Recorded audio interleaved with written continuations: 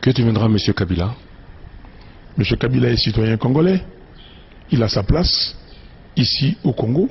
Il fera ce qu'il voudra. Et du reste, la constitution est claire. Il est sénateur à vie. Et maintenant, l'Assemblée nationale vient d'adopter une loi sur les statuts des anciens présidents. Je crois que il sera là. Et les maîtres mots chez nous, s'il n'y a pas de revanche. Si quelqu'un croit qu'il a fait du mal à Fayoulou ou à l'entourage de l'Amouka, un membre de l'Amouka, il faut savoir que nous avons pardonné. Parce que nous sommes des chrétiens. Et les deux premières valeurs des chrétiens, c'est un, l'amour, deux, le pardon. Donc que les gens comprennent que nous avons pardonné et il n'y aura pas de revanche. Salut et bienvenue sur cleboaoriginal.com. Merci de votre fidélité. 5 minutes avec César Ngadindeka Naïb Sarabino que tout le monde est d'accord et il en restera ainsi pendant longtemps.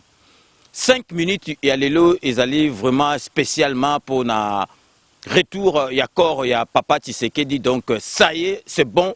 Papa Tshisekedi, corps naïe, oyo tilelo, ezalaka kaka na morgue kuna na Bruxelles faute ya Kanambe parce que Kanambe alinga jamais corps wana ezonga. Kanambe a comme ça qui corps ya papa net instrument moko ya chantage pour ça la président nabiso actuel chantage ndima primature bon corps ya papa et kozonga. Donc ça y est, c'est bon.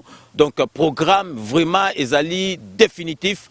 Donc pour na côté qui ça basi basali mausolée basali makamunyo surtout. Donc programme ezali que le jeudi 30 mai, corps, il y a Papa Tshisekedi et Kokoma na Kinshasa. Vers 8h du matin, 9h du matin. Et puis vendredi 31 mai, exposition à corps na stade des Martyrs. Et puis le samedi 1er juin, enterrement de Ekosalama na Kinshasa. Donc vraiment, to sepeli, il y a mingi.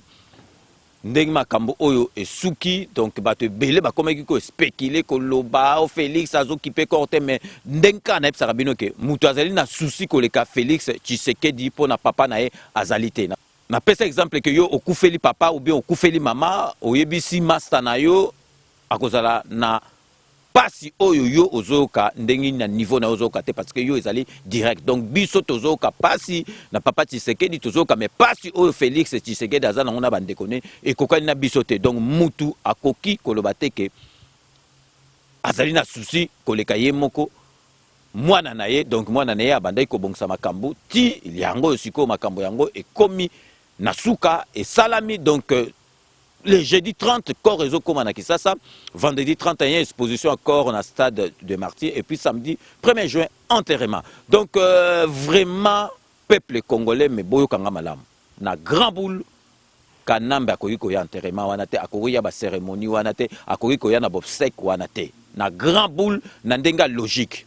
Parce que Kanambe azalaki jamais d'accord que Korwaneya azoki Kor ya Papa Tshisekedi net instrument. Papa Tshisekedi ne méritait pas ça. Na onyo surtout à Salapo Namboka Nabiso. Donc Banda Mobutu. Donc opposant à Mobutu. Ti avandi tin. Papa Tshisekedi yako kufa na souci à Mboka. Papa za malade barotika ete bazo consulter kaka. Donc na ndenge à grand boule. Donc Kanambe aza interdit. Na bobsek wana akoiko yate. Bon imaginez kaka donc maman Nabiso Marthe donc avant d'ana soki combien de mois likolo avant d'ana soki combien de mbula likolo ya Kanambe alingaki ko wana yate do bomona siko ke maman Marthe mona penza ke Kanamba ye soki na mwasi na ye ba ya penza ko se recueillir na ko wana ekoma comédie ekoma soki ndenge nini ata congolais azalaka rancunier mais Kanambe yoka malamu Kanambe okoki koya jamais parce que tozali na tina na yo kuna te. Donc botika batu basi sa matanga na bango calme. Donc présence na yo ekopesa bien te. Donc yebaka base pe ezali kozela yo base. Donc soki oye ekosuka mabe parce que okozwa mabanga na mbunchu to na dikosi. Donc okoya te yebaka yo moko Kanambe ndenge bino bomondoko lobala Kanambe yebela. Donc présence na yo ezali interdite na matanga wana parce que yo olingaki jamais ko Papa Tshisekedi ya bo boule kaka ke lelo soki Félix Tshisekedi azouaki pouvoir te ce qui Félix Tshisekedi azwaki pouvoir te mbele tilelo corps ya papa ezongate mbele ekundama le mususu na Belgique donc parce que il avait rien à foutre parce que ayebi masolo o papa a salate donc azali na rwandais il avait rien à foutre donc binoka rabo bouleke na biebisi binoka ce qui Félix azwaki bokondité ou bien Chadari muto azwaki donc boyebi ke corps papa lingo yate parce que Kanambe akomaki kosala chantage ce qui bato ayebi yango te boye balelo donc abandai koloba donc Félix ondimi primaté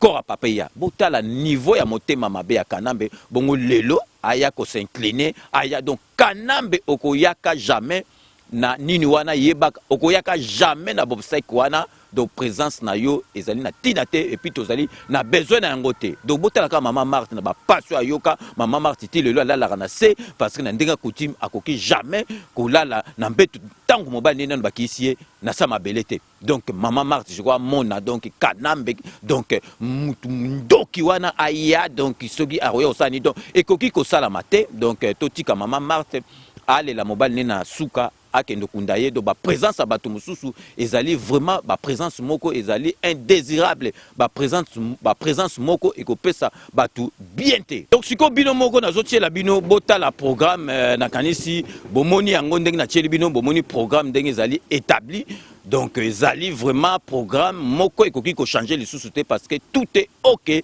donc pour na corps ya papa ezonga na Kisasa donc on a répété sous jeudi 30 mai corps et commis na Kisasa. Vendredi 31 mai, exposition à Stade de Martyrs. Donc, samedi 1er juin, enterrement. Donc, Makambutu et Sili. Donc, famille et comme calme et peuple congolais et comme tranquille. Donc, Kanambe alingaki korwane zongate. Donc, siko akoya ko sa l'hypocrisie. Donc, présence n'écoute ezali na tina mokote Kanambe tozo répéter le sous. Donc, yebaka présence na yo ezala mwasi na yo ezali na tina te parce que soki ye mwasi na yo ezali ko wana akoya ko peso conseil apesa yo conseil te donc ezali na tina te okoki ko yate mukolo wana po o assister na bobsek wana bino mo bomoni ke makambu ekomi ko fongwa malembe parce que botala kaka président na biso Félix Antoine Tshisekedi Tshilombo akoki ko sala musala pe donc na calmete parce que tango buleka ke papa na ye na bakundi te azakuna donc esprit pe goza na no bienté donc bozomo na bino que bomonaki nomination ya chef d'état major général ya armée pour battre bazoro kansake Kanambe mutapesa ba ordre bozomona ndengi ba déboulonnage bandi malembe donc siko papa akita na sa mabele le 1er juin donc makamusuko eko fongwama et puis ekopesa puissance moko donc bisoto kufela ba papa to ebindenge za la kasuri papa ke puissance moko yaka et puis Félix azala tranquille après gouvernement bima botala ndenge coalition eko salama donc ponako sukisa pour rappel Kanambe tiana mutuna yo Kanambe met dans ta petite caboche en carence de matière grise que okoyate ko mekakutu ko sala magite parce que base et ko bamba yo mabanga so babambe yo mabanga te ba ko wolola yo okoyoka soni donc présence na yo ezali na tinate parce que ozwaki corps papa neti objet ya ko sala ba biloko moko ezalaka te ozwi yango neti corps papa komaki en otage okomi ko sala ba makambo moko boyi ko sala ba chantage à partir ya corps à papa donc olingaki jamais eya soko olingaki eya mbele esi eya donc sikoyo et salami donc nzambe mutasali makambu mwana ne moko azui pouvoir asali bobseka papa na bien donc présence na yo ezali na tina moko te Kanambe tikala na kingakati na yo le temps tozela ke ozwa masolo na mbuchu to kanga yo penza ndengi to kanga yo donc bino bobuleka ke Kanambe atia donc papa Tshisekedi donc papa moko a plus de 80 ans donc en résidence surveillée pendant bambula na suka muta bato kufi papa kufi po l'école na biso oyoka ta mawate ozana mawate donc et bemba papa za ko bangisa yo e yate donc ozo sala ba chantage donc bongo lelo o ya tiaka piaka na mwasi no oyo osani oyo ko s'incliner yo pensa est-ce que donc yeba déjà Kanambe donc to répéter des fois te ko yate tozana besoin na yote donc émission lelo esili émission lelo ezalaki kaka ke po na retour et accord, il y a papa Tshisekedi Ndeka na Lobaka. Je vous laisse le soin d'en tirer vos conclusions et de me faire parvenir vos commentaires comme d'ailleurs vous en avez l'habitude de faire. Boebikara Ndengina Sukisaka, émission na koma repesa bambote donc na ba master na ba base ba eba kakutu te ke na opesa bango bambote za ba surprise donc na obanda mingi na petit nanga penza na bagi ke na monde bazaka deux moko a na France mususu na epsaki bino ke na Pyongyang na ba Corée kuna donc petit nanga doudoulé soit mi mais soit mi mankobo donc yé pire petit nanga penza parler petit on soko jouer problème ezaka yomoko et puis na yesusu et pas petit nanga ya ba grand masolo donc ngana eto développer ba masolo moko donc il y a rien à voir na makambo na zo sabino donc papi defla moi na ya lemba o azaka na kati ya Paris awana petit nanga ya motema petit nanga ba mbote ebele donc na kanisa ki petit nanga o ça fait longtemps to monana te petit nanga Alain Delo donc na bulaki mingi petit nanga tanga okende na bandale petit nanga tanga na masa ngai donc lonkoi na Zayana donc petit nanga to monana kala donc Alain Delo petit nanga na kati ya Paris Alain Delo ba mbote na yo ya trop donc na kokende na kati ya Mons masa ngai penza donc ya chiki ya quartier Jean-Claude Kaniki donc bambota trop so na tangi Jean-Claude Kaniki tout de suite il faut na penser kaka na Fridolo bokomo Fridolo bokomo master na kati ya Hollande donc na kei na kati ya London pour na kopesa mbote José Kanwa eleki kakamene master obito benga na air motala kaka ba makamba ondenge zalaka donc José Kanwa ba mbote na yo ebele donc na kati ya Jobour pour na kopesa mbote na Francis donc il va se reconnaître Francis na kati ya Jobour na kosukisa pour na kopesa Bob Bokelo na Canada ba mbote ya trop. Donc c'est ainsi que s'achève cette émission. Merci de l'avoir suivi. Nous allons nous retrouver dans 24 heures comme vous le savez 5 minutes avec César Ngadi maintenant c'est tous les jours donc d'ici là portez-vous bien et à très bientôt. N'oubliez pas tout le monde est d'accord et il en restera ainsi pendant longtemps dès qu'on a sabino que Kanambe toko manqué était et puis Kanambe n'a répété sous matanga ya papa Tshisekedi ko yate donc Kanambe toko manqué était à ma solo na mpuchu to na dikosi abu pia to vandinye na mboka na biso. À très bientôt.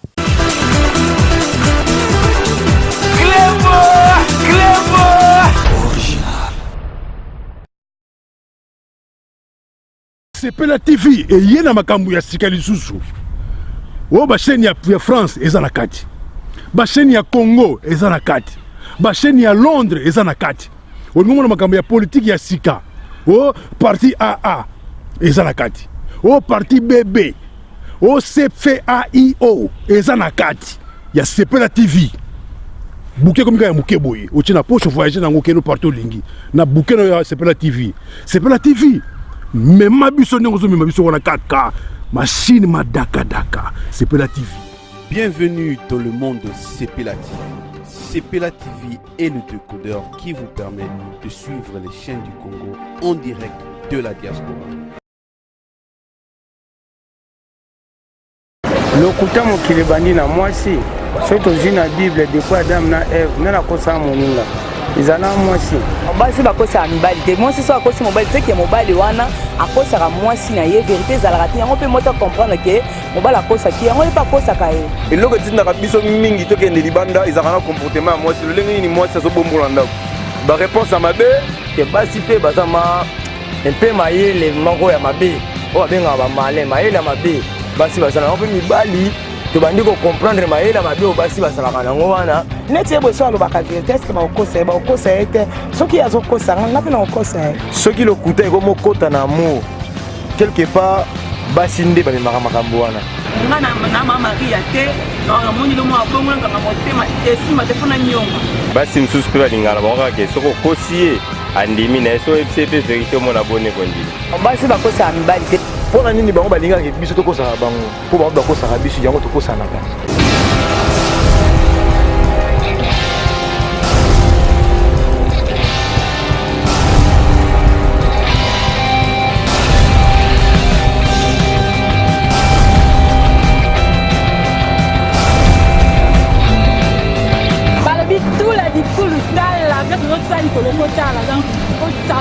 surtout la clé boa originale vous jamais déçu.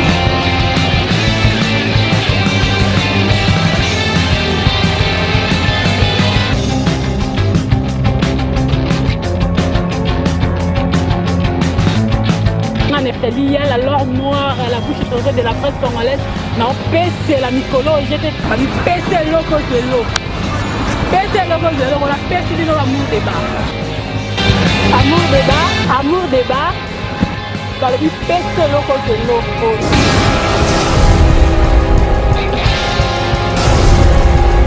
Na kati amour débat basujet eza ebele donc osakana te donc bokolemba nga na olemba bino te mpo bino nde bokolemba basujet. Merci mingi na ye moko mon patron mon boss César Ngadi depuis Paris donc zala yo amosala ezosalama kitoko. Sujet na biso elelo na kati amour débat eza nini nzambe na ngai.